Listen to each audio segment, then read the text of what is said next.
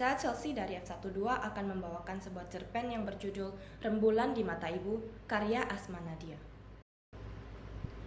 Kupandangi telegram yang barusan kubaca. Batinku galau. Ibu sakit dia, pulanglah. Begitu satu-satunya kalimat yang tertera di sana. Mbak Sri menyuruhku pulang. Tapi, benarkah ibu sakit? Bayangkan ibu dengan penampilannya yang tegar berkelebat. Rasanya baru kemarin aku masih melihatnya berjalan memberi makan ternak-ternak kami sendirian. Melalui padang rumput yang luas, berputar-putar di sana berjam-jam mengawasi rumah kecil kami yang hanya berupa noktah dari balik bukit. Tidak, ibu bahkan tak pernah kelihatan lelah di malam hari. Saat semua aktivitas seharian yang menguras kekuatan fisiknya berlalu, ibu selalu kelihatan sangat kuat.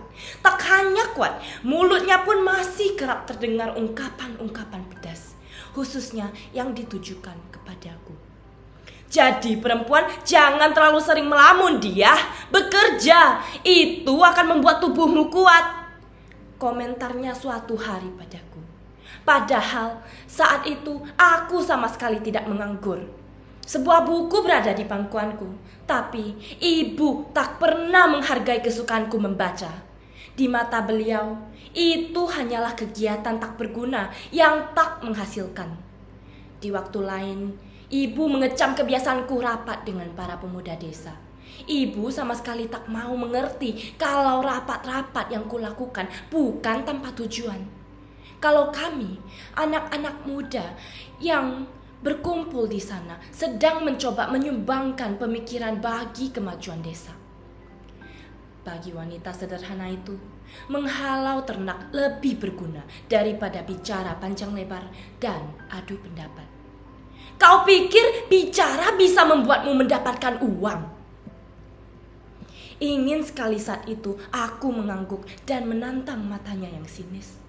Tak tahukah ibu, di kota sana banyak sekali pekerjaan yang mementingkan kemampuan bicara. Seharusnya ibu melihat kegiatan pemilihan lurah desa dan tak hanya berkutat dengan ternak-ternak di padang rumput. Pak Kades tak akan terpilih kalau dia tak punya kemampuan meyakinkan dan menenangkan rakyatnya. Akan tetapi kalimat itu hanya kutelan dalam hati. Tak ada satupun yang kumuntahkan di hadapannya. Caraku berpakaian pun tak pernah benar di matanya. Ada saja yang salah, yang tak rapilah, kelihatan kelaki-lakian lah, dan segalanya.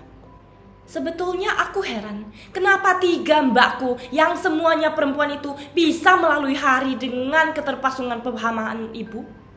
Mereka bisa sekolah, paling tidak sampai SMP atau SMA, tanpa banyak bertengkar dengan ibu.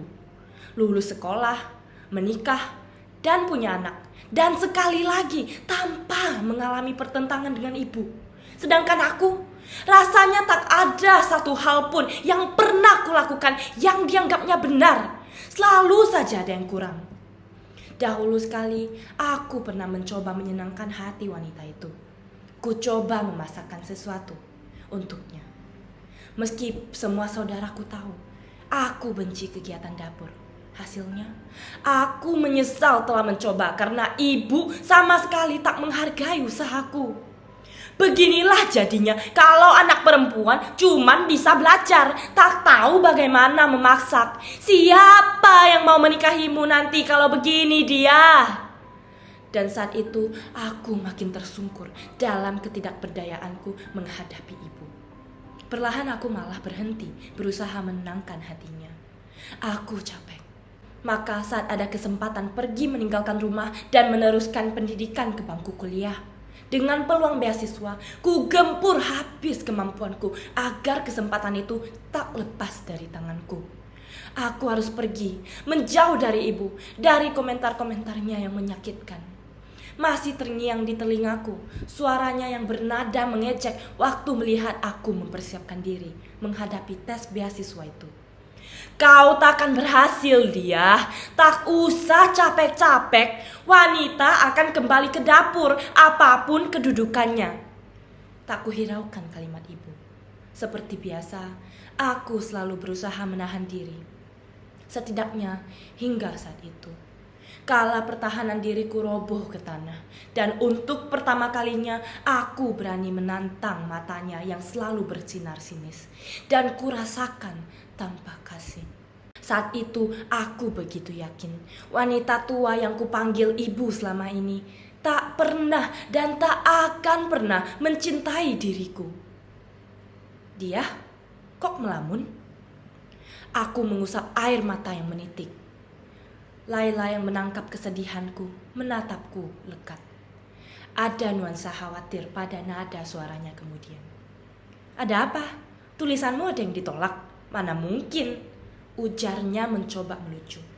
Aku tertawa pelan, mencoba mengurangi beban di hatiku. Kubalas tatapan matanya. Wajah tulus sahabat baikku itu memancar di balik kerudung coklat yang dikenakannya. Aku berdehem berat. Li, percayakah kamu kalau aku bilang ada ibu yang tak pernah mencintai anaknya? Laili menatapku bingung. Pertanyaan ini mungkin aneh di telinganya. Apalagi aku tahu keluarganya adalah keluarga terhangat yang pernah kutemukan. Ibu Laili tak hanya bijaksana, tapi juga selalu melimpahinya dengan banyak kasih dan perhatian. Jauh sekali jika dibandingkan dengan ibu. Aku rasa mencintai adalah naluri yang muncul otomatis saat seseorang menjadi ibu dia. Itu karunia Allah yang diberikan pada setiap ibu. Rasa kasih, mengayomi, dan melindungi. Jawab Laili dengan hati-hati. Aku mengalihkan pandangan dari matanya. Kami sudah tinggal satu kos selama hampir 5 tahun. Kupercayakan seluruh kegembiraan dan saat-saat sulitku padanya. Tapi tak pernah sekalipun aku bercerita tentang ibu dan ketidakadilan yang diberikan wanita tua itu kepadaku. Sekali lagi, air mataku menitik. Ingat, selama kurun 5 tahun ini aku tak pernah menjenguk ibu. Ya, tidak sama sekalipun, meskipun batinku terasa kering. Bagaimanapun, sebagai anak, aku punya kasih yang ingin bisa kupersembahkan pada wanita yang telah melahirkanku.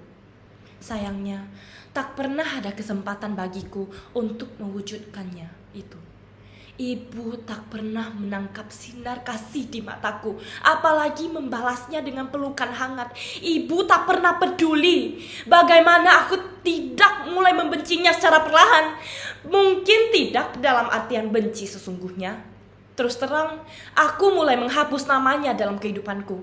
Dalam tahun-tahun yang telah kulalui, aku hanya mengirim surat dan foto pada semua kakak dan keponakanku.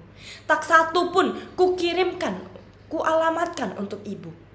Kalaupun secara rutin kusisihkan uang honor menulisku untuk ibu, itu pun tak kukirimkan secara langsung. Selalu lewat salah satu kakakku, paling sering lewat Mbak Sri. Aku belajar menyingkirkan kebutuhanku akan kasih sayang dan sikap keibuan dari dirinya. Aku belajar melupakan ibu. Dia, kenapa kamu menanyakan itu? Suara Laili kembali terdengar. Batinku makin kisruh. Apa pendapatnya kalau tahu teman baiknya selama ini telah melupakan ibunya? Padahal dalam Islam tertera jelas keutamaan untuk berbakti dan menghormati ibu. Selama ini aku selalu berdalih di hadapannya dalam solat-solat yang kulalui. Bukan aku tak mencintainya, tapi sepertinya itu kehendak ibu sendiri untuk dilupakan. Ibuku sakit, Li. Apa yang harus kulakukan? Tanyaku akhirnya tanpa daya. Laili tersenyum. Tangannya kembali menggenggam jemariku. Itu aja kok bingung? Barangkali dia kangen padamu. Tengoklah ibu, Di. Kapan terakhir kali bertemu? Teman baikku itu seperti teringat saat-saat libur kuliah yang tak pernah kumanfaatkan untuk pulang kampung. Sebaliknya, malah berkunjung ke tempatnya atau menghabiskan waktu di kos merentang hari. Aku tak pernah pulang, Laili. Sudah 5 tahun. Jawabanku membuat Laili tersedak. Pantas saja gadis itu kaget. 5 tahun bukan waktu yang singkat. Kamu harus pulang secepatnya, Di. Biar aku aja yang pesankan tiket ke kereta. Jangan lupa bawa oleh-oleh untuk ibumu. Apa ya kesukaan beliau? Tiba-tiba Laili dilanda kesibukan dan kepanikan luar biasa.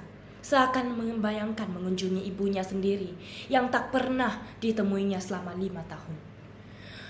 Tak usah repot-repot Laili, biar ku urus sendiri. Tolakku halus. Tetapi Laili tetap bersikeras. Hei, jangan begitu dong Di. Selama ini kamu selalu repot-repot saat mengunjungi kami. Jadi biarkan aku yang mengurus perjalananmu kali ini. Lagi pula, kamu masih harus mempersiapkan presentasi skripsimu kan?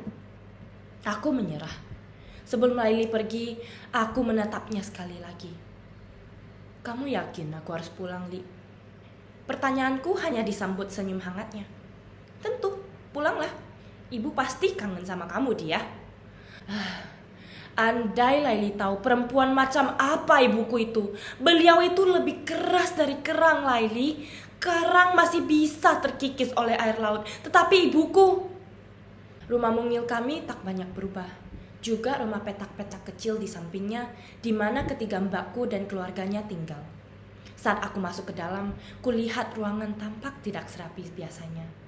Barangkali kehilangan sentuhan tangan ibu. Mbak Sri bilang, setahun belakangan ini ibu beberapa kali jatuh sakit. Akan tetapi, beliau tidak pernah mengizinkan mereka mengabarkan padaku. Karena ibu tak butuh kehadiranku, bisikku dalam hati. Mbak Ningsi melihat kecanggunganku, menjelaskan. Di pangkuannya duduk 2 bocah cilik bergelayut manja. Ibu tak ingin aku mengganggu kuliahmu, Dia. Aku tersenyum sinis mendengar perkataan kakak tertuaku itu. Sejak kapan ibu memikirkan kuliahku? Bukankah baginya anak perempuan cuma akan ke dapur? Mbak Rahayu yang lebih banyak diam pun ikut menambahkan. Ibu sering bertanya kepada kami, Dia. Berkali-kali malah. Sudah tahun keberapa kuliahmu? Berapa lama lagi selesai? Sebetulnya ibu kangen padamu, Dia. Sangat kangen padamu, Dia. Tapi ibu lebih mementingkan kuliahmu. Mbak Sri menambahkan di tengah aktivitas menyusui anaknya. Tapi aku tak merasa perlu diyakinkan. Aku kenal ibu. Dan selama jadi anaknya, aku tak pernah ibu bersikap kasih padaku. Tidak sekalipun. Perkataan kakak-kakakku barusan semata-mata untuk menyenangkan hatiku. Agar aku tak merasa kejadian 5 tahun yang lalu. Pertengkaran hebatku dengan ibu. Pertengkaran yang makin memantapkan hatiku untuk pergi. Malam itu, ibu berkali-kali menumpahkan kalimat-kalimat pedas padaku.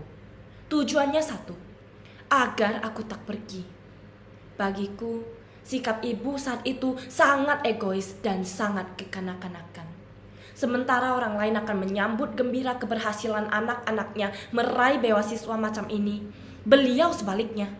Tak tahukah ibu kalau aku harus menyingkirkan ribuan orang untuk meraih prestasi ini? Ku coba menuliskan telinga, tetapi kalimat-kalimat pedasnya tak berangsur surut, malah bertambah keras. Pergi ke kota bagi perempuan semacam kau, Dia, hanya akan menjadi santapan laki-laki. Tak ada tempat aman kecuali kampung sendiri. Ibu tak ingin kau membuat malu keluarga, pulang dengan membawa aib. Astagfirullah, ibu kira perempuan macam apa aku? Mulutku sudah setengah terbuka, siap membantahnya.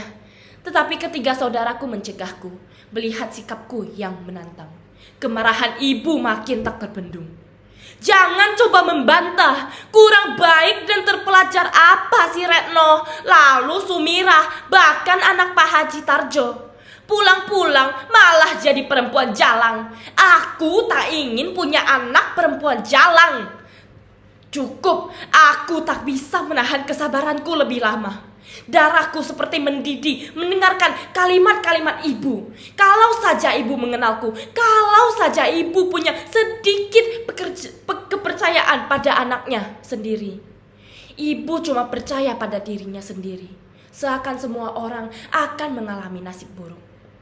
Saat ditinggal bapak, ya, bapak memang meninggalkan kami. Janjinya bahwa lelaki itu akan kembali dari kota dengan membawa perubahan pada nasib kami. Cuma omong kosong. Di sana, bapak justru menikah lagi. Dan ibu yang menganggap dirinya sempurna sebagai wanita merasa sakit hati. Setelah itu, semua yang berbau pembaruan dan kemajuan dimusuhinya habis-habisan. Termasuk niatku ke kota untuk mencari ilmu. Ku tatap mata ibu dengan sikap menantang. Suaraku bergetar saat berkata-kata padanya. Seharusnya ibu bangga padaku. Seharusnya ibu menyemangati, bukan malah terus-terusan mengejekku, Bu. Sekarang dia tahu kenapa bapak meninggalkan ibu, kataku berani. Di depanku, ibu menatap mataku tajam. Matanya diliputi kemarahan atas kelancanganku.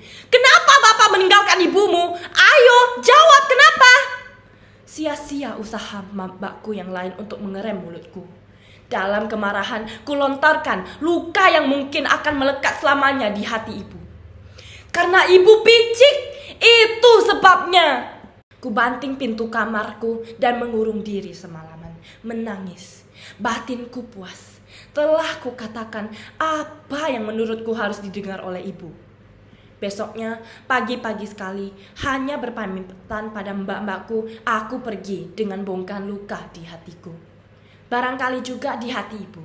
Tapi aku tak peduli. Saat aku mengenal Laila dan teman-teman muslimah lain, baru ku sesali kesikapku. Seharusnya aku tak bersikap sekasar itu pada ibu. Tak membalas kekasarannya dengan tindakan serupa. Meski begitu, penyesalanku tak bisa mengubah perasaan yang kadung tanpa terhadap ibu. Aku masih tak menyukai wanita yang melahirkanku. Seperti juga beliau tak menyukaiku. Dia, ibu sudah bangun. Mbak Sri menyentuh tanganku, mengembalikanku dari kenangan masa lalu. Kubuka pintu kamar ibu. Suara derit engsel yang berkarat terdengar. Kulihat ibu terbaring lemah di depan. Keperkasaannya selama ini kulihat nyaris tak tersisa. Tangan kurusnya mengajakku mendekat. Di bawah cahaya lampu teplok, kurayapi wajahnya yang penuh kuratan-kuratan usia. Ibu tampak begitu tua. Apa kabarmu dia? Suaranya nyaris berupa bisikan. Baik, Bu. Kusadari suaraku terdengar begitu datar. Barangkali mewakili kehampaan perasaanku.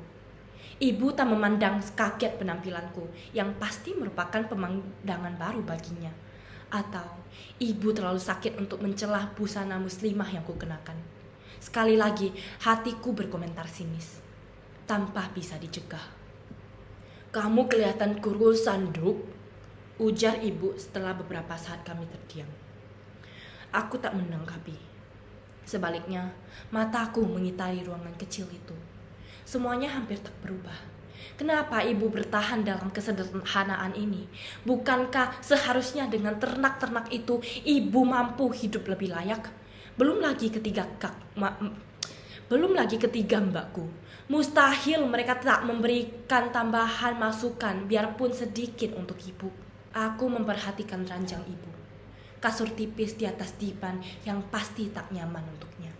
Cahaya penerangan pun tidak memadai. Padahal di rumah ketiga saudara perempuanku sudah diterangi cahaya listrik. Lalu, uang kirimanku yang rutin meski tak seberapa, mestinya cukup meringankan ibu. Tapi kenapa? Kulihat meja jati tua di samping ibu.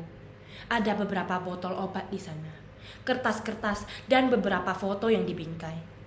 Kudekatkan tubuhku untuk melihat jelas. Mendadak mataku nanar. Masya Allah, aku tak sanggup berkata-kata. Segera aku tahan diriku sebisanya untuk tak menangis. Ibu yang menyadari arah pandanganku menjelaskan. Jangan salahkan mbakmu dia. Foto-foto itu ibu yang maksa minta. Kadang ibu pandangi jika ibu kangen kamu. Lihat, itu pasti foto waktu kamu masih tingkat 1 ya. Belum pakai jilbab. Yang lainnya sudah rapi berjilbab. Kulihat ibu tersenyum. Di matanya ada kerinduan yang mendalam. Batinku kembali terguncang. Ibu kangen padaku? Betulkah? Apa yang membuat ibu begitu berubah? Usia tuanya kah? Waktu 5 tahunkah? Hatiku terus bertanya-tanya. Kemana larinya sikap keras dan ketus ibu? Tolong ibu, Nduk. Ibu ingin duduk di beranda. Pintanya sekonyong-konyong. Kupapah tubuh ringkingnya keluar. Di atas sana langit mulai gelap. Beberapa bintang meramaikan rembulan yang mulai muncul. Langit jingga tampak terbias indah menyambut malam. Bersisian kami duduk di beranda.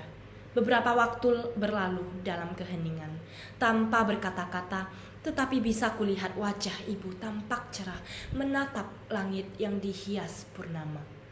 Lalu, Ning sih. Tergopoh-gopoh mbakku muncul mendengar panggilan dari ibu. Dalam, Bu. Tolong ambilkan kotak kayu ibu di bawah tempat tidur ya. Tak lama Mbak Ningsih sudah muncul lagi. Sebuah kotak kayu yang terlihat amat tua diserahkannya kepada ibu. Bukalah dia, itu untukmu. Ibu selalu takut tak sempat memberikannya kepadamu.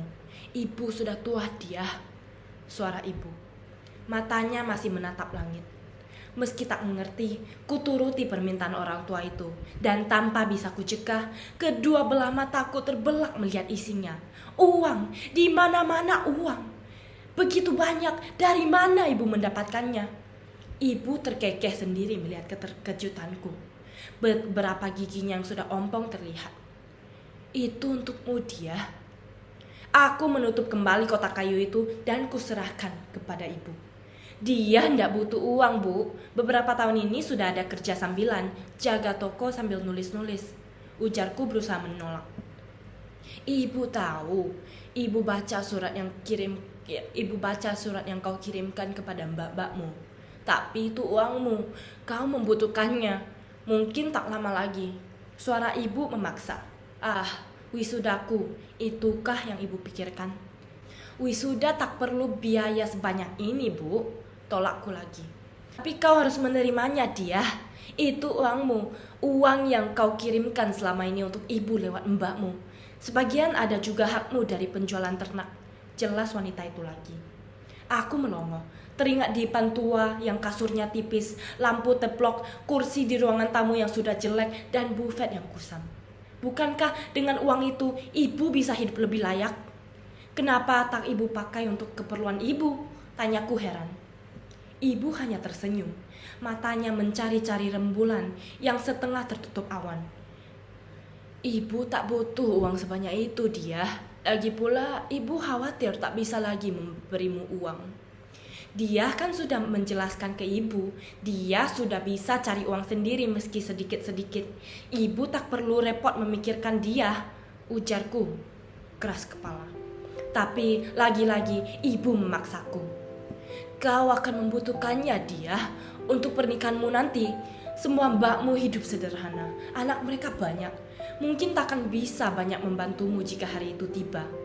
Dek, hatiku berdetak untuk pernikahanku. Sejauh itukah ibu memikirkanku? Kata-kata ibu berikutnya bagai telaga sejuk mengaliri relung-relung hatiku. Maafkan ibu jika selama ini keras padamu dia. Kau benar. Ibu memang picik. Itu karena ibu tak ingin kau terluka. Ibu tak ingin kau kecewa. Itu sebabnya ibu tak pernah memujimu. Kau harus punya hati sekeras baja untuk menapaki hidup. Ibu ingin anak bungsu ibu menjadi sosok yang berbeda. Seperti rembulan merah jambu, bukan kuning keemasan seperti yang biasa kita lihat. Ibu menunjuk purnama yang terang benderang. Aku mengikuti telunjuknya. Batinku terasa lebih segar. Rembulan merah jambu. Itukah yang diinginkan ibu? Menjadi seseorang, menjadi orang dalam artian sebenarnya, punya karakter dan prinsip yang berbeda. Siap mengarungi kerasnya selama ini. Hatiku berbunga-bunga. Semua kehampaan, kebencian, dan kekesalanku pada wanita tua itu tiba-tiba terbang ke awan. Aku tak lagi membencinya. Ternyata aku cukup punya arti di mata ibu. Aku rembulan di hatinya. Tanpa ragu, ku peluk ibu erat. Bersama-sama kami menghabiskan waktu yang tak terlupakan di beranda, memandangi langit dan rembulan yang kini merah jambu dalam pandanganku. Sekian, terima kasih.